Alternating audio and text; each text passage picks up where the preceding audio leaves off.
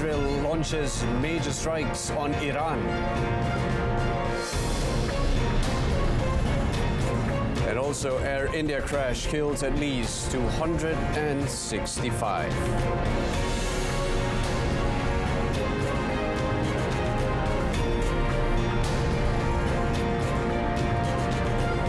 Good afternoon and salam Malaysia Madani. I'm Brendan Lepal. Israel has carried out strikes against Iran after US President Donald Trump warned of a possible massive conflict in the region. Local media said residential buildings in Tehran were hit in the attack, killing a number of civilians, including children. Local media reported that explosions were heard this morning in the Iranian capital, adding that Iran's air defense was at 100% operational capacity after the blasts. Air traffic was halted at Tehran's main international airport, Imam Khomeini, while neighboring Iraq has also closed its airspace and suspended all flights at all airports. Israel declared a state of emergency, saying that retaliatory action from Tehran is possible following the operation. Trump previously warned of a possible Israeli attack on Iran and said the US was drawing down staff in the region. Meanwhile, Israel's leader, Benjamin Netanyahu, vowed Israel's attack on Iran would continue for many days. Iranian state media confirmed on Friday the killing of Iran's Revolutionary Guards commander Hossein Salami in an Israeli strike. Iran state media reported nuclear scientists Fereydun Abbasi Davani and Mohammad Mehdi Tehranchi were also killed. Iran's Revolutionary Guard is one of the main power centers within the country's theocracy. It also controls Iran's arsenal of ballistic missiles. On another note, Israel announced it targeted Iran's nuclear facilities, ballistic missile factories, and military commanders on early Friday, at the start of what it warned would be a prolonged operation to prevent Tehran from building an atomic weapon. An Air India aircraft en route to London met with a tragic accident in Ahmedabad, India yesterday, resulting in the deaths of at least 265 individuals, both on the aircraft and on the ground. However, Air India reported that there was one sole survivor, was in seat 11A, next to an emergency exit, and is currently receiving treatment in the hospital. The Boeing 7878 Dreamliner with 242 people on board was headed for Gatwick Airport, crashed onto a medical college hostel during lunch hour. Rescue operation was underway after Air India flight bound for London crashed into a residential area shortly after takeoff. Ambulances arrived at the local hospital and relatives of survivors and eyewitnesses recalled the events. The authorities had warned earlier that there could be casualties on the ground too, with multiple buildings damaged and residents caught in the crash zone. Out of the 242 people on board, 241 were killed, with one survivor. Among them, 169 were Indian nationals, 53 were Britons, 7 Portuguese, and 1 Canadian. The government opened a formal investigation into the cause of the crash, and rescue teams worked into scouring the charred wreckage with sniffer dogs. World leaders expressed shock and sorrow over the crash of Air India flight in Ahmedabad, India.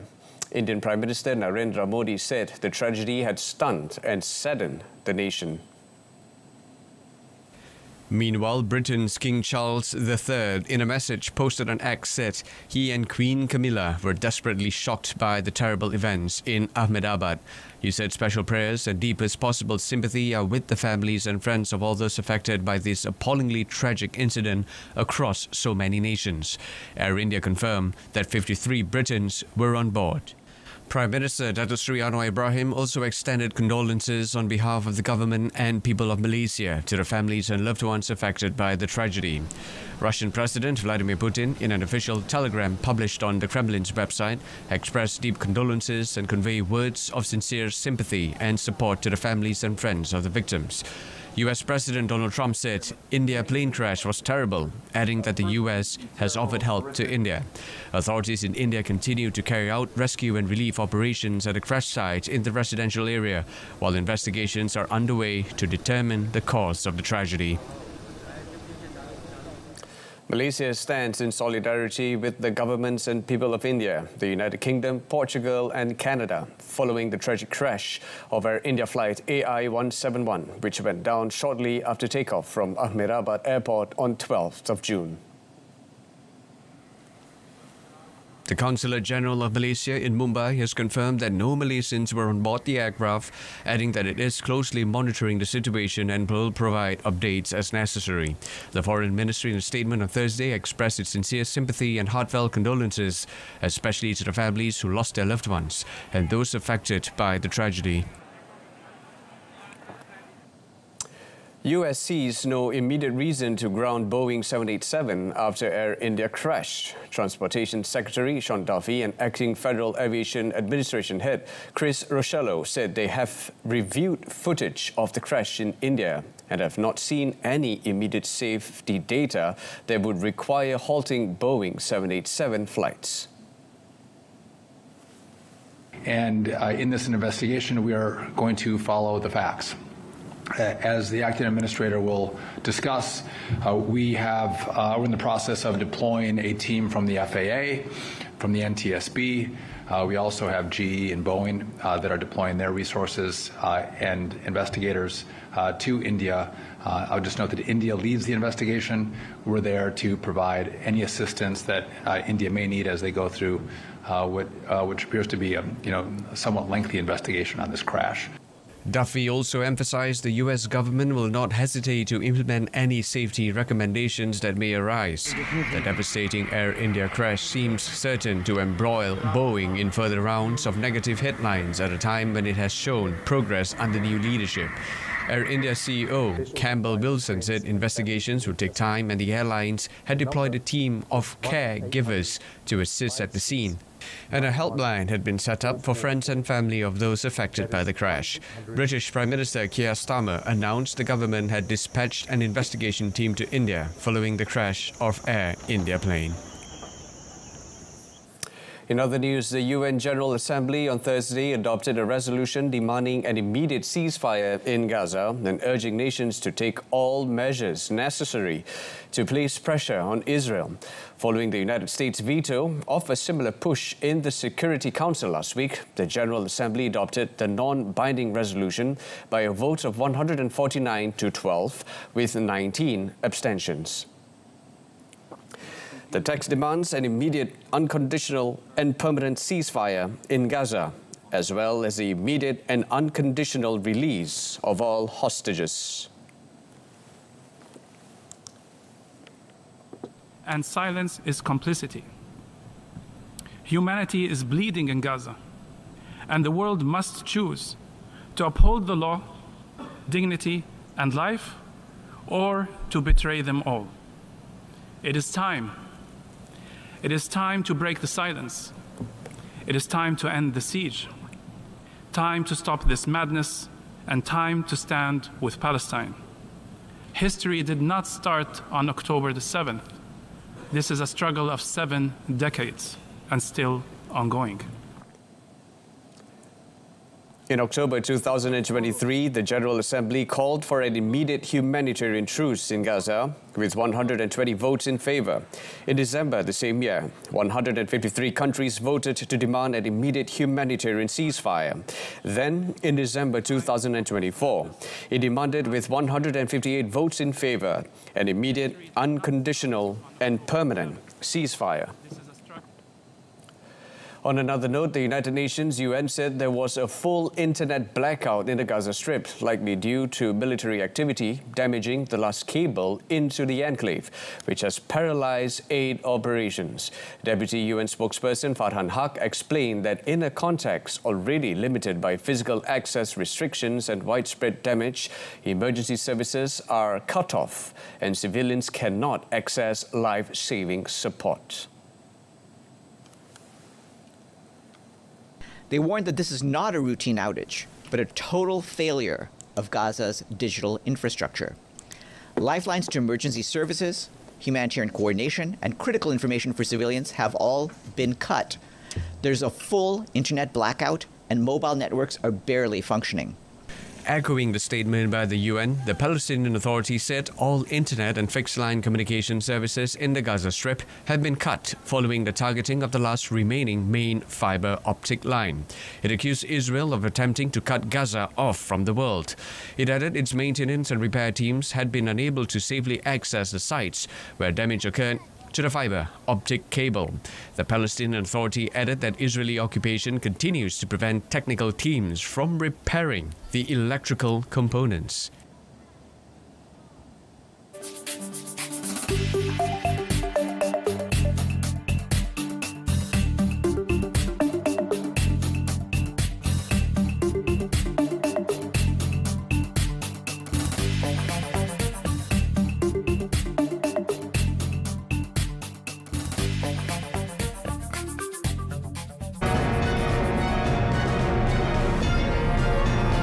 Still ahead, U.S. judge temporarily bars Trump from deploying National Guard troops in Los Angeles. Stay with us. A U.S. judge on Thursday temporarily barred U.S. President Donald Trump from deploying National Guard troops in Los Angeles, finding that the Guard was unlawfully mobilized by Trump.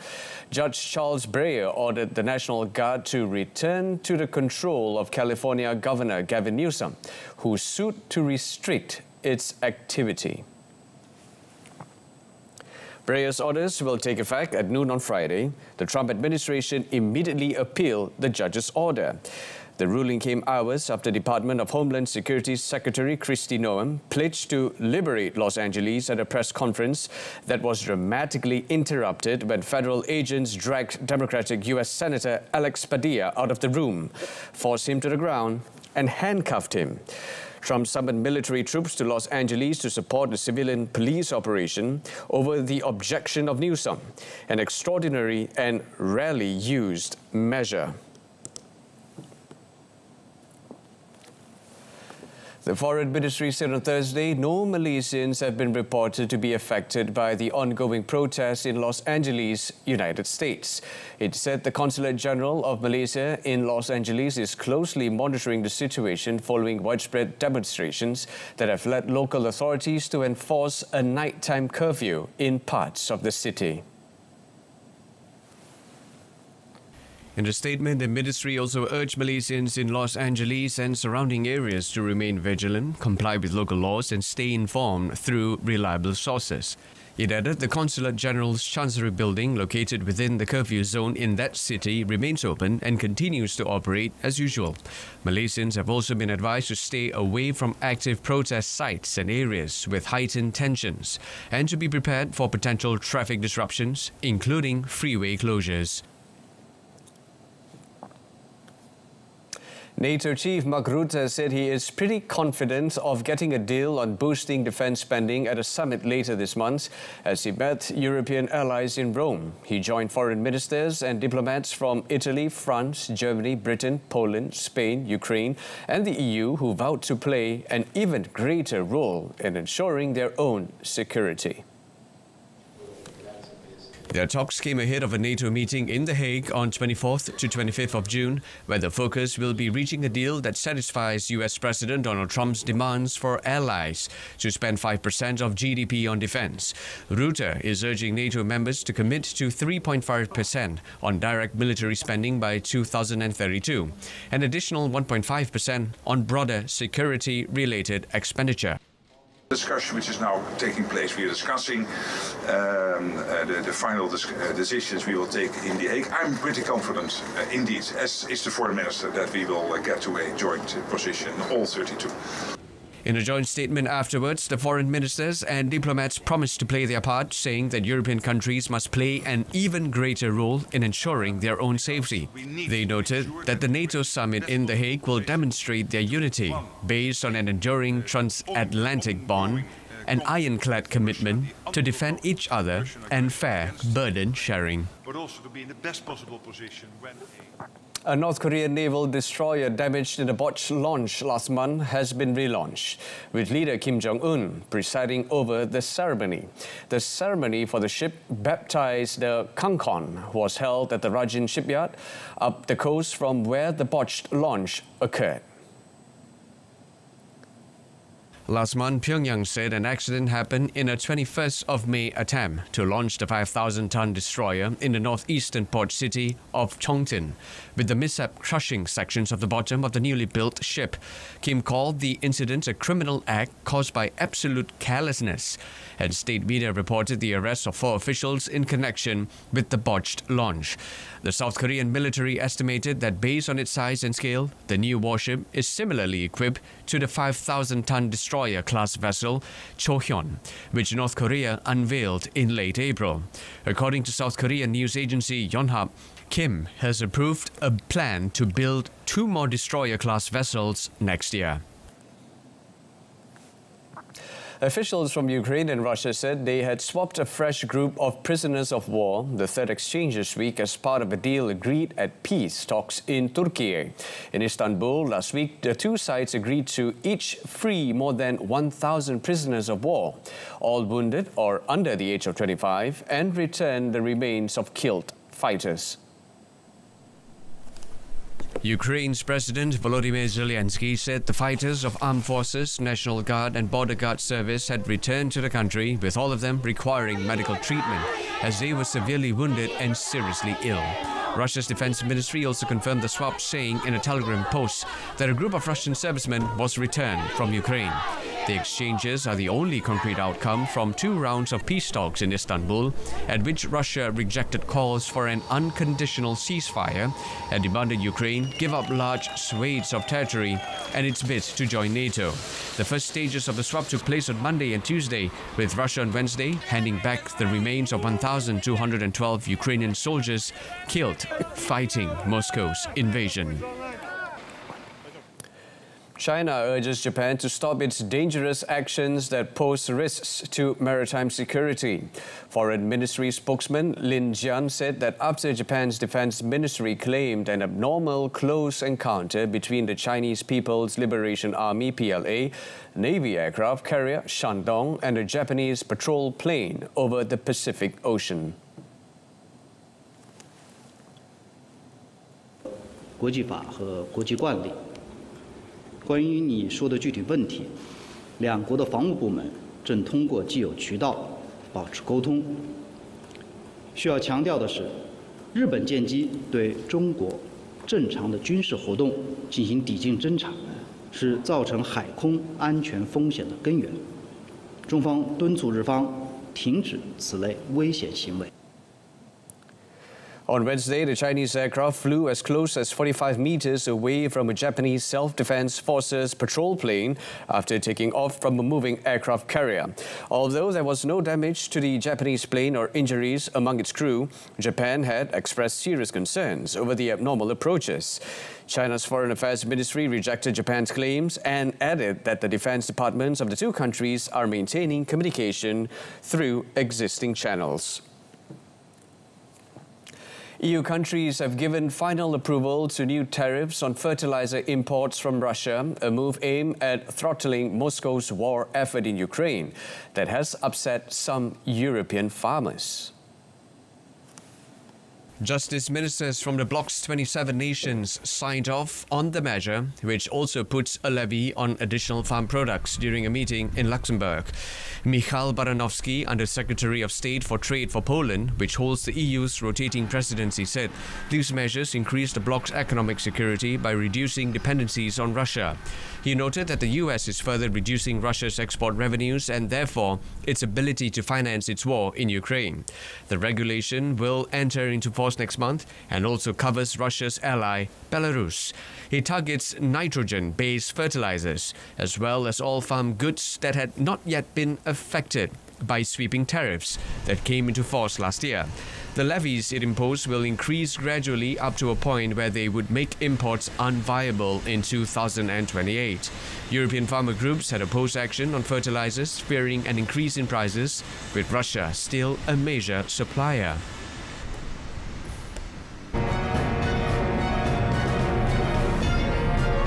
And moving on to sports, Tottenham appoint Brentford's Frank as manager. Starting with football, Belgian playmaker Kevin De Bruyne has joined Serie A champions Napoli as a free agent following the end of his glittering 10-year spell at Manchester City. De Bruyne lifted 19 trophies at City since his 2015 move from German side VfL Wolfsburg, a haul that includes 6 Premier League titles and 1 Champions League crown. He has also been named the Premier League Player of the Season twice. Regarded as one of the greatest midfielders in Premier League history, the 33-year-old's contract at City expired at the end of the recently concluded season. The Belgian captain featured in 40 matches in all competitions for City last campaign, scoring 6 goals and providing 8 assists and helping them qualify for next season's Champions League after being sidelined by a thigh injury in September. De Bruyne made 422 appearances in all competitions for City, netting 108 times and registering 177 assists. He has the second most assists in the Premier League history with 119, behind Ryan Giggs with 162. Napoli have brought in one of Europe's top midfielders as the Italians try to bolster a squad which next season will defend the Scudetto, while also having the extra fixture pressure on the expanded Champions League. Tottenham Hotspur named Thomas Frank as their 5th full-time manager in 6 years, with the Premier League club confirming they had hired the former Brentford boss on a 3-year contract to replace the sacked Ange Postecoglou. The 51-year-old Dane, who has been in charge of Brentford since 2018 and established them in the top flight, will take charge of a club that will take part in next year's Champions League after they won the Europa League last month in Bilbao. Australian Postecoglou's achievement in delivering Spurs' first trophy in 17 years was overshadowed by a woeful Premier League season, which saw them finish 17 with 22 defeats, their worst campaign since the club were relegated in 1977. Frank has been impressive during his time at Brentford, creating a high-scoring side who have punched above their weight since reaching the Premier League in 2021 via the playoffs. In their 4 Premier League seasons under Frank, Brentford have finished 13, 9, 16 and 10th. And last term, only 4 teams scored more than their 66 goals. Frank now faces a completely different challenge at Tottenham, and a fast start to his reign will be important to win over fans who felt Postecoglou should have been rewarded for winning a trophy by being given another season at the helm. Moving on to tennis, German top seed Alexander Zverev beat Frenchman Corentin Moutet 6-2, 7-6 to reach the Stuttgart Open quarterfinals, staying on course in his Wimbledon tune-up after a quarterfinal run at Roland Garros. Facing an opponent renowned for frequently changing the pace of the rallies and producing plenty of craft in his shots, Zverev struggled for his best level at times in the 1 hour and 51-minute encounter. Zverev, a 3-times Grand Slam finalist, raced through the first set, but Moutet responded well in the second, taking an early 2-1 lead. The set tightened as both players traded breaks to reach for all, before Zverev held his nerve in the tiebreak to close out the match. He converted 4 of 6 break points he earned in his maiden Lexus ATP head-to-head clash with Moutet. Awaiting Zverev in the quarterfinals, where he is competing for the first time since 2019, will be Brandon Nakashima. The 6-seeded American overcame his countryman Le Natien 7-6, 6-3. Zverev has long struggled on grass. The 28-year-old has won 24 tour-level titles, but none on grass court, and has never gone past the 4th round at Wimbledon.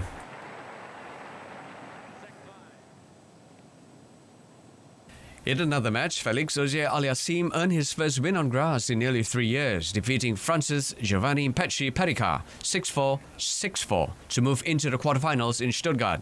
The 4th-seed Canadian won 89% of points behind his first serve and broke 21-year-old Pesci-Pericard on 3 of 4 opportunities to seal his first victory on the surface since the 2022 Halle Open. Auger-Aliassime will next face German teenager Justin Engel, who stunned American 7th seed Alex Michelsen 6-4, 6-4. The 17-year-old Engel, who had not contested a professional match on grass prior to his first round win against James Duckworth, broke serve in the 3rd game of both sets to earn his first win against a top 50 opponent. Elsewhere, Emma Raducanu cruised into the quarter-finals at the Queen's Club Championships with a 6-4, 6-1 victory over Rebecca Sramkova. But fellow Britons Katie Boulter and Heather Watson were knocked out. Raducanu raced into a 5-love lead as the 22-year-old looked at ease on the grass, but Sramkova saved 2 set points in the 6th game, finding her range at a comeback that quickly gathered pace. The Slovak won 4 games on the trot as Raducanu's winners dried up, but the Briton then recovered and served to love to seal the opening set, flashing a sheepish smile at her team as she walked back to her seat. Raducanu took confidence from her first serve and started the second set as she did the first, racing into a 4-love lead after quickly consolidating a double break when Sramkova made a slew of errors. Raducanu then won the contest by converting a 6-break point, with victory confirming the former US Open champion status as the British #1 again, leapfrogging her doubles partner Boulter. The stands at the Andy Murray Arena were packed for Raducanu's victory as she became the lone Briton left in the tournament and will next play top seed and Paris Olympic champion Zheng Qingwen. And in cycling, British rider Jack Stewart won a sprint finish to triumph in the 5th stage of the Critérium du Dauphiné as Belgian Remco Evenepoel held onto the race lead. Stewart claimed his first career victory in a World Tour race, edging the bunched finale ahead of Frenchman Axel Laurens and Norwegian Søren Varenskov. After the hilly 183 kilometers run from Saint-Priest to Mâcon, the team managed to win despite the race retirement of its German sprinter Pascal Ackermann, who fell during the stage. Evenepoel, who took the yellow jersey since Wednesday's time trial, crashed in the final kilometer but was able to resume without difficulty and lost no time in the overall standings. Evenepoel is expected to battle with Jonas Vingegaard and Tadej Pogačar for the overall victory in the Alps. Today's 6th stage is a hilly 126.7 kilometers run from Wasserhorn to Combloux near the border with Switzerland. And that's it from us this afternoon. In our top story, Israel launches strikes against Iran. Do join us again tonight, 8:30 p.m. for more on TV1, Saluran Berita RTM. You can also stream us live on RTM Click's website and mobile application. Till then, I'm Brendan Lepol. From the river to the sea, Palestine will be free. Thank you for watching and take care.